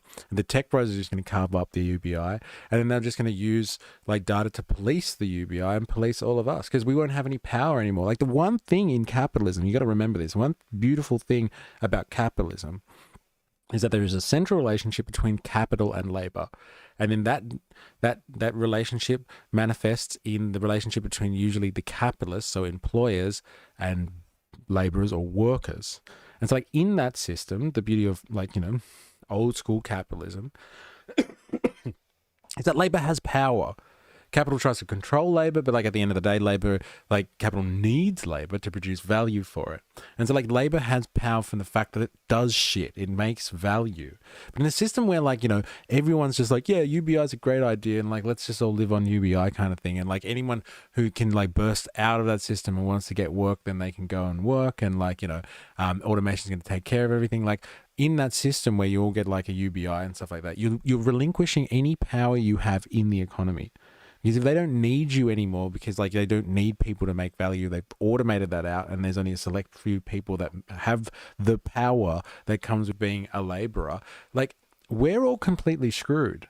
Like, the one of the best lessons, revolutionary lessons of Karl Marx, is that, like, yes, labor has power in that relationship. And when the workers realize that they have power because they have something that capital wants, that is like their bargaining chip to come to the table and fight for stuff. And like, the UBI nullifies the idea of labor. This is a huge existential decision to make as a species. Do we want to just have the government, who prints money anyway? So it's not a logistical problem. It's not a financial problem. It's not a mathematical problem. The government just prints fucking money anyway. Like, do we want governments to just give us an allowance, and like, you have all these mega corporations out there that like just like suck it up like vacuums, and then like, we are completely powerless politically in that system? We don't really have political power in a liberal democratic society because it's really an oligarchy, and like, people buy political influence and all that sort of stuff. So we're not really involved in that system. We have universal enfranchise, so we get together every 4 years or whatever the time period is and decide who gets to rule over us indirectly or directly, whatever. We don't really have political power that way. The only real power we have in a capitalistic society, a market society, is the fact that we bring our labor, and they need our labor. But like, as they start to phase us out, which is what the tech bros are talking about constantly, as they start to phase us out through automation more and more, not entirely. I really don't see a world where we're entirely free of human labor, but like, they largely will do this from capitalism's inception, from when it first made the loom to like, you know, help them make more cloth, and so they could like start to make more clothes at an industrial scale. And the Luddites got out there and started breaking these machines to pieces. The first point at which capitalism developed into like industrial capitalism, the intent of the capitalist was to cut back on the need to rely on labor, and therefore the reliance on the power of the working class and laborers. Like, that's a big thing. That's a huge thing. And so, like, if we don't have power anymore, because, like, we are given a UBI allowance, and then so, like, political decisions are made without us anymore, and, like, they can decide to monitor us at full scale through things like Foundry and Palantir, and, like, they catch you out because you bought chocolates, and, like, you probably should have used that subscription to pay for something else that they deemed was more necessary, then, like, you're fucked, and they'll take your rights away. And, like, the only thing that is holding us in any type of political position now where we have a say over what goes on in our countries and our lives is that they need us to work at the moment. They need people to get jobs and get employment and all that type of stuff. So, like, this is a scary decision that we should all be making quite seriously. And so, like, in light of what he's whinging about, which is a good thing to whinge about, is like how they're going to monitor and surveil us on one hand, and then they're going to control us on the other hand by, like, giving us an allowance. It's like living at your fucking parents' house. It's like living at they know what you're doing. When you go out, they want to know what time you're coming home. And, like, if you're going to be late, you better fucking call or you're going to be in trouble. And then, like, you know, if you want to go to the shops and buy a fucking ice cream or something like that, or go to the movies, then, like, you got your hand out and you're like, oh, Mum, Dad, can I go to the fucking movies?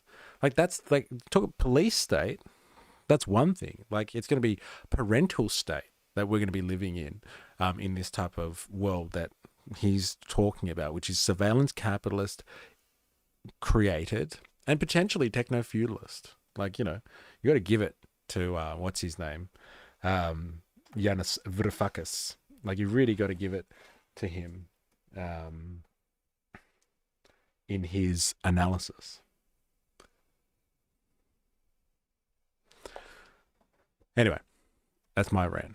You're watching Tim Dillon. Good. Good is good. Did you say, is that Alhamdulillah? Alhamdulillah. I'm assuming you grew up in Bankstown. Correct me if I'm wrong there, Jerry Poppins. And yes, I'm watching Tim Dillon. I thought you would like this, and I was hoping that you would fucking come along today. Because, like, he's been saying some stuff, and it's fucking hilarious. And he's been asking some big questions as well about, like, you know, the tech bros and, like, why, you know, Trump, who promised the MAGA types of the world that he would go after the deep state and drain the swamp. Like, he's been asking big questions and he's just like, no one has the answer to this. And, like, you know, we've been studying this now for months, all of us, in these streams and all that sort of stuff. And we have your fucking answer. But, like, it's funny that he's not across it. And the answer is neo-reactionism. It's the fucking dark enlightenment. They are out to kill the bureaucracy, to kill the technocrats out there that take away political power from Congress and the president, who are bought off through lobbyists and, like, direct purchasing, like in, you know, the case of Elon Musk, who literally bought access to President Trump for a limited time only. Let's be honest. But, like, you know, they don't want bureaucrats in there. That's the real deep state, as the neo-reactionaries would say, because they don't like them, because they're all university educated and they're generally progressive. So they don't have conservative values. And so, like, he was scratching his head before, and we've been answering some questions for Tim Dillon, but his analysis so far is pretty fucking funny, might I say. Scary, but funny. And we've been fact-checking him a little bit too on some of the stuff that he's been talking about, and he's pretty fucking on the money so far. But, like, we've been taking it to the next level. And, like, guess what, Jerry Poppins? If you've been wondering, if any of the Australians and New Zealanders that have been watching this have been wondering, yes, Palantir seems to be involved. Definitely is involved in Australia, which is scary. New Zealand, we're not too sure. They seem to run a tight ship over in New Zealand. It's all classified. AI systems that, quote, transform the entire concept of targets in the IDF. Back in 2021, the Israeli military described its 11-day war on Gaza as the first AI war. Well, that's nice. Israel's ongoing invasion of Gaza offers a more recent and devastating example. Yeah, I mean, earlier this month, we saw a continuation of that effort with the targeting of 3 well-marked and fully approved aid vehicles belonging to a World Central Kitchen. killing their 7 occupants and ensuring that the food would never reach those dying of starvation. Some of this I feel is bad. The targeting, I'm just saying, I don't know. Put the money in my cunt. The targeting was precise, placing missiles dead center in the aid agency. But so this is what the technology is being used for. If anyone was confused about what the Palantir technology is being used for, it's like to blow up the aid truck. It's to blow up like a truck of muffins. Where's the muffin? Coordinate on the muffin truck. All right. There's another truck coming in. What's that one got? I think that's the coffee truck. Okay. Like that's what's going on. Blowing up food. I wish it was like that innocent, but we all know because we've been watching this too. Like precision target, like blow up entire building that, you know, has terrorists in it. Like they can do it to a T, and like we saw them do it in Iran as well. Like I know it's all speculation, but like it's definitely my theory that Palantir took out like all of the high-ranking officials in one fucking set in like a couple of hours in the first strike on Iran. They took out all of the Revolutionary Guard and all that sort of stuff, the high-ranking people, and like you can see like images of the side of buildings where the missile went through the side of a fucking building and took out exactly where they were. Like the precision is incredible. It's not just muffins. Not just muffins. Those cards are made by Inju with no self-awareness. Is that the name of the company that was doing those welfare, those Centrelink cards and stuff like that? Did they actually follow through with that? Like I remember they were threatening that big time, but I wonder if they're actually following through and making it so that all the welfare and Centrelink recipients actually have to buy sanctioned goods, I guess you would say. Trucks. Go to Austin and do it. Get this Kash Patel up on Rogan. Kash Patel, by the way, I mean, this guy's the director of the FBI. He's dressed. Now, people go, Tim, you dress crazy. What am I doing? What the hell am I doing? This guy's the head of the FBI. He's dressed like he's going to pick his kids up at school. I mean, I don't know what's going on. The guy's the head of the FBI. This is the biggest podcast in the world. He's there in athleisure. He's in like Lululemon athleisure wear, Kash Patel. Here's Kash Patel talking about why they can't put the Epstein stuff out because it will re-victimize the women. What about the video from the island? Oh, sorry. So you're talking about two different things. Yes. So sorry. So again, we're going to give you everything we can, and people have to remember. Let me explain to you. You can't find someone better at lying than this. Nah, Labor got rid of the Inju card. That was coalition policy. Okay, good. Because once they get those things in, so hard to reverse it. So I wonder if coalition policy. I wonder what company was gonna, or parent company or parent company was really behind all of that sort of stuff. It's next level shit. Tell you that much for free. This is the Get a Better Lie rant. So funny. I won't interrupt him then. This is coming directly from Jerry Poppins. It's a good recommendation. You can't find someone better at lying than this? Has this guy practiced? We're going to give you everything we can, and people have to remember, we're not going to re-victimize women. What? We're not going to put that shit back out there. It's not happening, because then he wins. Not doing it. You want to hate me for it? Fine.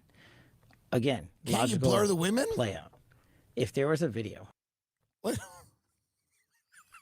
Hold on. Stop that for a minute. It's the craziest thing I've ever heard. We just blur the women. Let's just blur why wouldn't you just blur the victim? I mean, we have that technology. If Palantir has the technology to identify an aid truck going to Gazan civilians and blow it up, We certainly have the 1997 technology utilized on, a current affair or Entertainment Tonight to blur the victim. No? Zillow uses that technology when you're selling a house and the house next to it doesn't want to be sold. We use it there. Cash Patel. Let's listen to more of Cash Patel. You want to hate me for it? Fine. Again, logical play out. If there was a video of some guy or gal committing felonies, But there is. and I'm in charge, don't you think you'd see it? Yes, but that's why everyone's confused. This is my favorite part of this whole thing. He goes, if there are videos of people committing crimes on that island, but hold on. Pam Bondi said there were videos. She's the Attorney General. She goes, there's hundreds of hours of video. That's a quote from Pam. Get the Pam Bondi quote up about the videos. Here's the thing. If you're going to lie to me, do it good. Do it well. Pam Bondi Epstein video. They got her. I don't know if O'Keefe did it with Veritas. I forget who did it. She's out there going, there's hundreds of hours of videos. She goes, there we go. Miami Herald, tens of thousands, Bondi says. FBI's reviewing Epstein videos. So this woman's the Attorney General. Okay, so Pam Bondi's quote here is there are tens of thousands of videos. Pam Bondi said this. Tens of thousands of videos of Epstein. There are tens of thousands of videos of Epstein with children or child porn, and there are hundreds of victims. So that's Pam Bondi. Now let's go to Cash Patel, who goes, so if there were things, let's go. Cash Patel, everyone. I'm in charge. Don't you think you'd see it? If you Go have back access to there, it. because that's an important sentence. If there was a video of some guy or gal committing felonies on an island, and I'm in charge, don't you think you'd see it? Pause. According to your own Attorney General, there are 10,000 hours of videos of that your agency is reviewing. That's according to Pam Bond. That's according to the Attorney General. Wear a collared shirt. You're lying to me in athleisure? This guy, what do they mean if there were video? The Attorney General, 10,000 of them that the FBI is reviewing. All right, keep going. Cash Patel. Some guy. You know what Cash Patel makes me long for? Vivek. If there was a video of some guy or gal committing felonies on an island, and I'm in charge, don't you think you'd see it? If you have access to it. If I have it, period. Right. If I have it. You got it? Where it is? Where else would it be? Where is it? If you have it. Right. Right. But you can't say that you have This it. is who's on first. No, we're giving you everything we have. This So is who's far. on first. Everything we have so far is Have the you guys universe. gone over all the video that's available? Yeah. Get up who's on first right now. Get up the famous joke who's on first. They're doing who's on first. If we have it. Do you have it? Who has it? Who has it? Do you know the fellow's name? Yes. Well, then who's playing first? Yes. I mean the fellow's name on first base. Who? The fellow playing first base for St. Louis. Who? The guy on first base. Who is on first? Well, what are you asking me for? I'm not asking you, I'm telling you, who is on first? I'm asking you who's on first. Now That's the stop man that. saying. Now go back to Patel. Such a joke. Yes. Oh my God. At least Vivek was a charismatic liar. There we go. Interesting. I'm not sure if he's going to go more on about Tech Bros, but like he's covered a lot of territory when it came to Palantir. A fuckload of territory when it came to Palantir. Peter Thiel, he hasn't done enough touching on Peter Thiel for my liking. But like, he's got plenty of time. And he seems to, like, honestly, like this Tim Dillon guy seems to really have a vendetta against like the tech bros and all that sort of stuff. Like I've heard him say things and other things. I saw him in an interview with some chick from the CNN. And like, yeah, she was kind of asking him stuff. And like, on the tech bros and stuff, he was not saying nice things about like the way that they run things, like Mark Zuckerberg, all that sort of stuff. So like, I don't know, Jerry Poppins, you seem to be kind of across this guy. Is he a right wing influencer? Like, where does he sit? Does he sit on an ideological framework, or is he just a podcaster who talks about whatever he wants to talk about, kind of thing? Maybe you can fill us in on that one. But like, anyone who's, rallies against the power of the surveillance capitalists and the potential techno-feudal class out there, I'm happy to give an airtime, because we need all the support we can get to go after these people. Because like the world we've already been deliberating on, like in the comments section, it's a scary fucking world. Like, it's a scary world, like talking about this stuff where like people control, like, they know everything about you. They know your location. They know what you're up to. They know everything you've ever bought. They know all your movements. Like, have you ever actually gone through your, like, if you have Google, like on your phone or something like that, have you ever gone through and looked at the data they have at you on your movements? Like, you can go back like more than a decade, and like you can pick a day and a time of day, and you can just see like yourself moving around like this little map kind of thing. Like, they know all of your movements, they know who you've been close to. Like, the world, when they start consolidating this stuff, and like, it starts with the government agencies. It starts with the government agencies. And then it moves over to the private sector. Then once Palantir or Foundry, the system they're using, or the government decision, the presidential order, the whatever, the mandate that has been put in place to collect all the data from and consolidate all the data from the government agencies, then it goes to the private sector. Then it's just like they turn around to someone like Meta and say, look, if you want to continue having your license and be able to trade in this country, you give us all of your data. And if the Americans do it, it'll happen everywhere else. Like, the big hope that all of these massive social media corporations have is that, like, they are bigger than most nation states. They have armies of lawyers. They have billions and billions and billions of dollars at their disposal, if not trillions for some of them.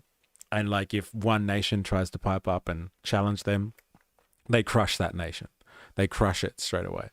But like, if America does it, or a group of nations turn around and say, no, we want data on our citizens to incorporate into this massive database that we have of surveillance that is like, being facilitated by the private sector anyway, then they will have ridiculous amounts of data on you, because the level of data and like information about your everything, your biometric data, your emotional data, your psychological data, your commercial transactions, like all this sort of stuff, they have incredible stuff on you once they start to consolidate that.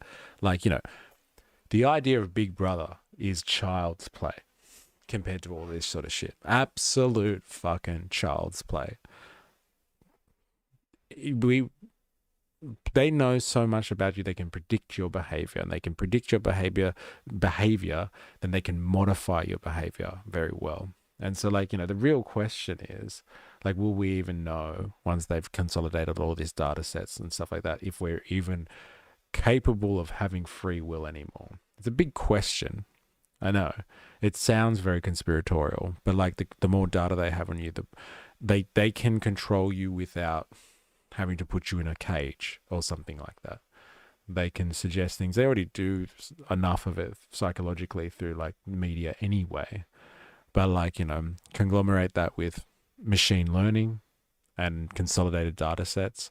And like, we don't have a hope in the face of all that. And so like, the one solution, remember, to all of this, it's not UBI, it's not redistributing the wealth and all that sort of stuff. It's not humanizing capitalism. Definitely not. It is seizing the means. That's it. That's the solution to all of this. Now, some of you will say that means nationalizing it.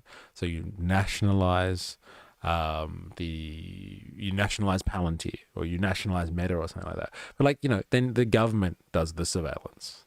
That doesn't really solve it, because like in a capitalistic setting, someone has influence over the government, and usually it's members of the private sector and people with large scale private interests. And so like, you don't really want the government to have that sort of stuff in either. And so like, when I say seize it, I mean like you take collective control over it. The people that run those organizations run it democratically. They vote, they decide what to do with that stuff. So they seize the means of production. You hand it over, you structure society in a way that the people that work for these organizations get to control it and decide what to do ethically. You know, they might even break it up and to be able to run it better. But like the answer is not just like, you know, some creative tax accounting and redistributing wealth. Like, because they already talk about like this sort of stuff. Sam Altman talks about it all the time. He's just like, oh yeah, we're going to have a lot of power soon because of AI. It's going to destroy a lot of jobs. So, you know, maybe we need to redistribute some wealth. Like, he's a billionaire. At the end of the day, if it like works better for his PR to show that he's like, you know, humanitarian to a certain degree, and he can be like, oh yeah, you know, maybe we've got enough wealth. You can have a little bit. Here's some crumbs. Like, that looks nice from a PR perspective. But like, it doesn't fucking do anything for the power these people have. And Dr. Nathan, black-picked radical centrist. He's black-pilled radical centrist, so good. He's slowly turning more and more left. It happens to a lot of them. Okay, there you go. Jerry Poppins' backstory. He was a staunch supporter of the Iraq War and discovered the military-industrial complex as a result. I'd say he's a center-left. Really? Mysterious minus the Marxism now. Very, very... I liked that description. Good on ya. And then Bilka Regered says, spot on, Jerry, spot on. Yeah, and a radical mysterious minus the Marxism now. I like that. I'm going to form my own political ideology and it will be mysteryism. So it's an interesting description. Thank you very much, Jerry Poppins. So yeah, watch out. The tech bros are coming, and they're coming in some fucking crazy, crazy ways. Let us just acknowledge here. Have I missed anything on the stream chat? No, I haven't. I don't think so. And no one else has been censored. Just you, Voltaire, by saying Jesus was a socialist. You radical, radical human being. Yeah, you need to be taught a lesson by Foundry. No more chocolate at Coles for you, Jerriga. Drugs will be ultra illegal because they are an unpredictable variable. A pattern disruptor. Yeah, especially if you're trying to control people through biometric data as well. Last thing you want is them to fuck up the biometric data by taking drugs and getting a little bit wild. We want people as, you know, satiated as possible. Keep them plugged in, keep them calm, and stop them from fucking questioning anything. Good comment there. And that was in censored comments. So what, you just got censored, did you? Indoctrinated. I have been blessed by the Google God today. Jerry Poppins, Jesus was a socialist, is a great t-shirt idea. Yeah, damn right it is. Damn right it is. And it's like food for thought for all the conservatives out there. But like, I can't like Jesus and socialism. Well, you're gonna have to make a choice because Jesus definitely was socialistic. That's right. Hey, that's about like famous quote for you. Hey, teach a man to fish. Hey, that's seizing the means of production. You give someone a fish. Hey, give someone a fish, and like, yeah, okay, they get some food. You give them UBI. All right, they can feed themselves. They can buy some chocolate, but like teach them to fish. Allow them to control the means of their own sustenance. And there you go. It's all over. They have the power. Jesus the socialist. One for you, Jerry. Jerriga. Yes, I did. I got censored. Drugs will be... Yeah, look, there it is. You've even cut and pasted. It's funny, I got censored the exact moment you said there's hardly only one person being censored. Yeah, that's a bit scary, actually. They are monitoring us. They are watching. They are watching. All right. I did have AI Jesus told me he admires socialism. No way. You actually heard that, or this is like just a bit of banter? And it's core values. And if he was judged by today's standards, he would be considered a radical socialist. This isn't actually from the Twitch thing, is it? The actual AI Jesus. God, I hope that. Imagine that would be fun. Because like when I watched the Twitch AI Jesus thing, it was very incoherent. I couldn't really understand what he was talking about. It was hard to follow. If anyone hasn't converted, yeah, it was. It actually talked about that. That's fucking crazy. So like if anyone is that way inclined and you need some spiritual nourishment, over on the Discord, Dr. Nathan dropped the link to AI Jesus, so you can go and watch live on Twitch as basically some type of LLM and video production, video generator, AI video generator, just constantly puts out a stream of AI Jesus saying gibberish, like he would be considered a socialist by today's standards.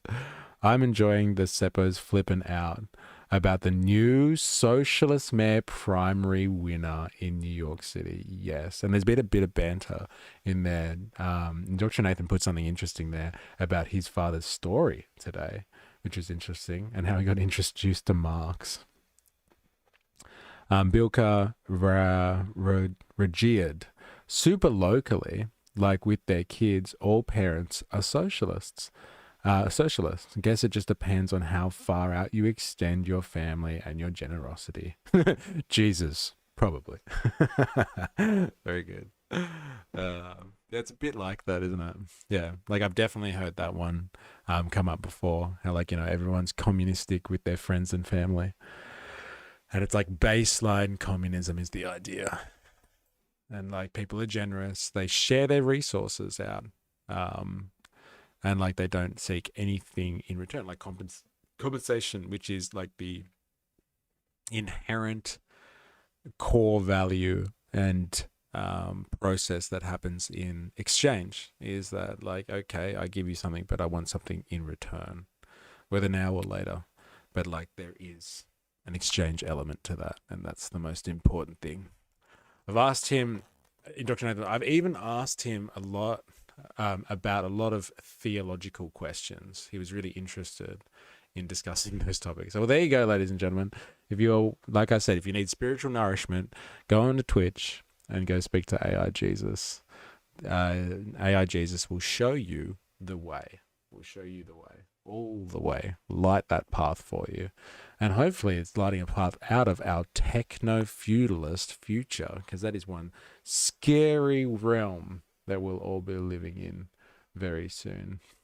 If we haven't dipped into it already, to be honest. All right, so look, I am going to leave it there for today's Bilka Regeared says, yeah, is there an AI Buddha? I don't know, actually. There's some homework for you. Bilka, let us search Twitch and find us an AI Buddha. I'm sure there is. There seems to be an AI version of lots of stuff. There was an AI debate between Biden and Trump going on for fucking like weeks and weeks and weeks before the election. I wonder if they're still going. And they say some pretty outrageous automatically generated things. It's pretty funny. Memes will make the feudalism go down easier. Yeah, well, that's the point, right? That's the point of memes, is to help us digest modern life. Right? It's hard to live in a world where you're completely alienated from everything. So AI Muhammad is just a black screen laughing face. So is that a joke or is that real? I wonder. Maybe AI Muhammad has been bombed out of existence by Israel. Maybe that's why it's a black screen. The studio has been taken down in a precision attack, which has been fueled by Maven, one of the premier technologies, military technologies of Palantir used by the Israelis. All right, so yeah, I'm going to leave it here for today's stream. Thank you, everybody, for your contributions. It's been quite the lively chat today. Tim Dillon, you bad man. So if you are new here, like bring yourself over to the Discord and continue the banter there. This is where we share our propaganda. This is like people have chats and like read other people's propaganda, digest other people's propaganda. So go over there and join the conversation, join the movement. And also, if you want if you want consistent notifications, because I don't get notifications out through social media. I think I'm being censored, but like I'll just leave that conspiracy theory to myself for now. If you want actual notifications about when everything's dropping, then please go over to Patreon and sign up, become a member for free, and you can get all your notifications through there. If you can support financially, I would be forever grateful. But yeah, definitely to get notifications, go over to Patreon.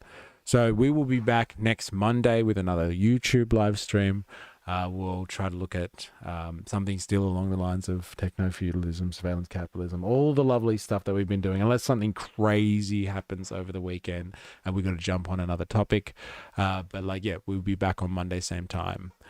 Same place. And let me go through the roll call. Xanthophiel, thanks for your contributions. Indoctrinathan, as always. Dilemmas 85 with the China. Voltator, Jerriga, good to have you. Who else we got here? Oh, Jerry Poppins, of course. We got Bilka Regierd, good to have you. I don't think you've been on a stream before, so welcome if you are new. And of course, none other than our resident revolutionary Avalava on the stream chat, supporting us through Discord. So yeah, thank you everybody. And like I said, first time watcher, thanks. Just subscribe. Thank you. Thanks for the sub. And yeah, welcome to the crew. Like I said, go over to Discord and join the conversation. And yes, enjoy your weekend. It is a sacred time for all us workers. And so like if you are working on the weekend, I hope you get penalty rates. I hope you have good conditions. And if you don't have to work, then bloody hell, enjoy the small window you get to freedom, which is your weekend. Enjoy that freedom as much as you can before we're all living in a techno-feudal nightmare. And until next time, please remember, I am, you are, we are a mystery. Have a good weekend, everyone.